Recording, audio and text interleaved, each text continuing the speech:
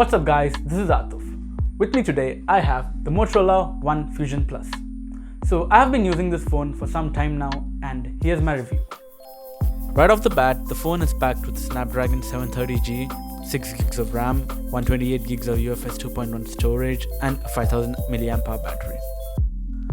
There are 4 cameras on the back, a 64 megapixel primary camera, an 8 megapixel ultra wide cam, a 5 megapixel macro and a 2 megapixel depth sensor. And in the front we have a 16 megapixel pop-up selfie cam. The first thing you get to know when you pick up the phone is that it does weigh quite a bit. So those of you who don't like heavy phones, this might be a downer for you. The phone has a polycarbonate body and it's pretty okay. The plastic does feel a bit cheap, but other than that, I don't think there's any other issue. The display is a 6.5-inch IPS LCD panel that is HDR10 certified. The screen is bezel-less, but it does have a small chin, and the viewing angles are pretty good for an LCD panel. Over here in the bottom of the phone, we have a headphone jack, which is always nice to see, a Type-C charging port, and a single bottom firing speaker. On the right side of the phone, we have the volume buttons, a dedicated Google Assistant button, and the power button. On the left side, we have nothing. I'm not really a fan of the design choice by Motorola. It would have been a really nice feature if instead of keeping the left side empty, they could have added an alert slider like the OnePlus phones. So, one of the few things I like about the phone is that it boots a near stock Android 10 with some Motorola features added to it, such as Motorola Action Gestures. It gives you a really smooth experience.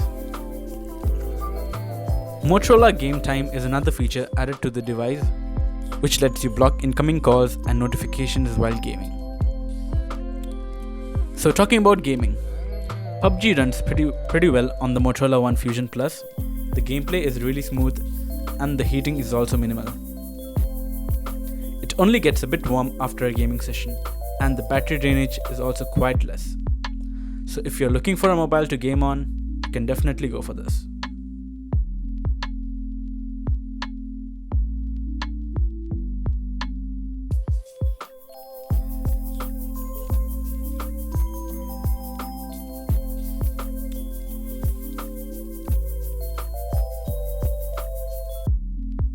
Now, let's talk about the speaker. So, there is only one bottom firing speaker in the device, and that is more than enough. The speaker on the phone is really loud. I wasn't expecting this, but I was really impressed.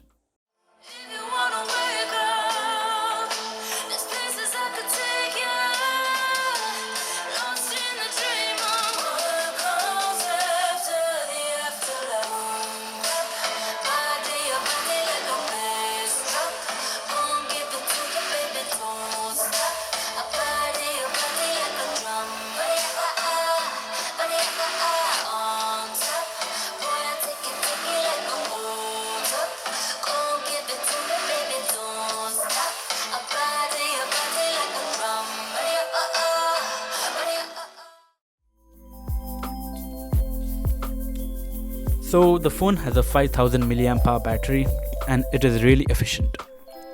If you start your day on a full charge, then you can expect to have more than 50% of your battery left at the end of the day.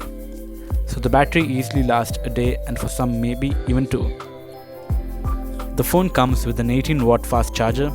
It does take some time to recharge the battery considering its capacity. I wish they had a faster charger available for the phone. Now, something which I'm not really a fan about is the cameras. It has a quad camera in the back and a pop-up selfie cam. The cameras are pretty okay for the budget. It's definitely not flagship level. The one thing I liked about the camera is the low light shots. There are better phones in the market which have a better rear camera, such as the Poco X2. So, to conclude, the Motorola One Fusion Plus is a really good phone for the price. It might as well be one of the best, as it performs most of the tasks efficiently without a problem. So guys, thanks for watching. For more gaming and tech related videos, do subscribe to my channel. And do hit the like button if you guys like the video.